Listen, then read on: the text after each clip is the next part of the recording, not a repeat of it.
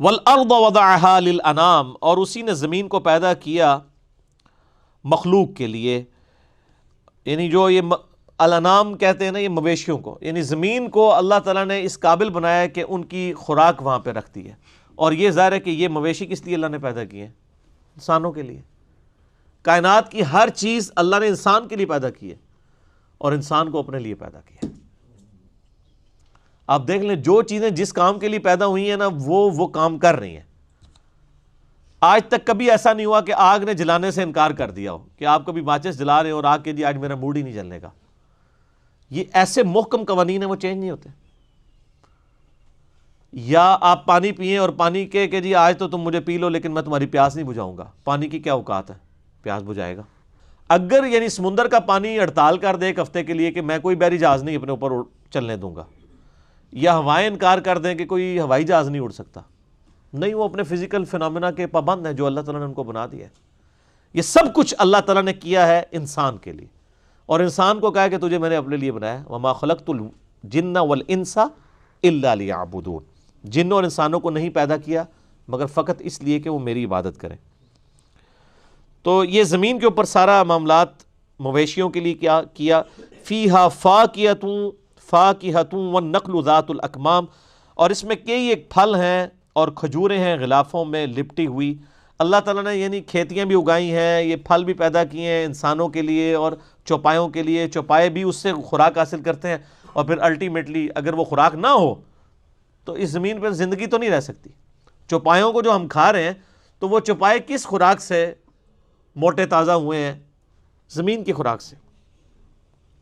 اور غلافوں میں لپٹی ہوئی کھجوریں۔ سر کھجور تو ایک اللہ تعالیٰ کی، یعنی پاکستانی کھجوروں کی بات نہیں کر رہا، جس کو کھا کے کھجور سے کبھی شغف ہی نہیں انسان کا پیدا ہوتا۔ آپ عرب ملکوں کی ذرا کھجوریں دیکھیں، واقعی کھجور جیسا کوئی فروٹ نہیں ہے۔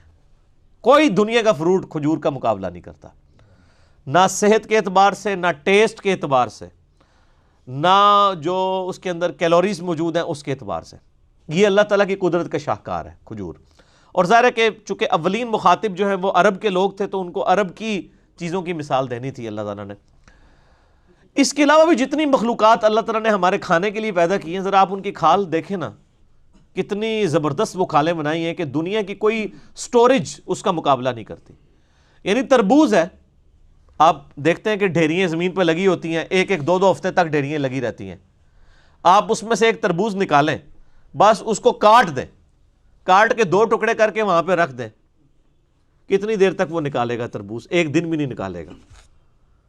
لیکن جب تک وہ اپنے غلاف کے اندر بند تھا، دو دو تین تین ہفتے بھی نکال دے گا۔ باہر ہی پڑا ہوتا ہے، فریج میں تو نہیں رکھا ہوتا۔ جیسے ہی غلاف اتارتے ہیں فریج میں رکھنا پڑ جاتا ہے۔ کیلا تو آپ روزانہ پریکٹس کر سکتے ہیں، کیلا اور سیب، جیسے ہی اس کا چھلکا اتارتے ہیں کالا ہو جاتا ہے، کھانے کے قابل نہیں رہتا۔ اس حوالے سے کہ جو مطلب زیادہ وہمی مزاج ہے، یا کیلے جو ہیں وہ تھوڑی دیر بعد اس کی حالت ہی ایسی بدل جاتی ہے، لیکن وہ کھال کے اندر رہتے ہیں، محفوظ رہتے ہیں۔ تو یہ کھال جو ہے سر، یہ تو بہت بڑا معجزہ ہے اللہ کا۔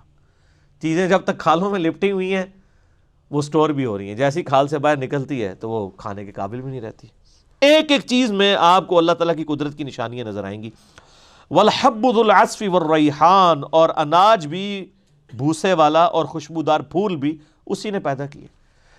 زمین میں اناج صرف انسانوں کے لیے نہیں نکل رہا گندم کی شکل میں، جانوروں کے لیے بھی نکل رہا ہے۔ اور صرف اناج نہیں ہے بلکہ خوبصورتی بھی ہے پھولوں کی شکل میں۔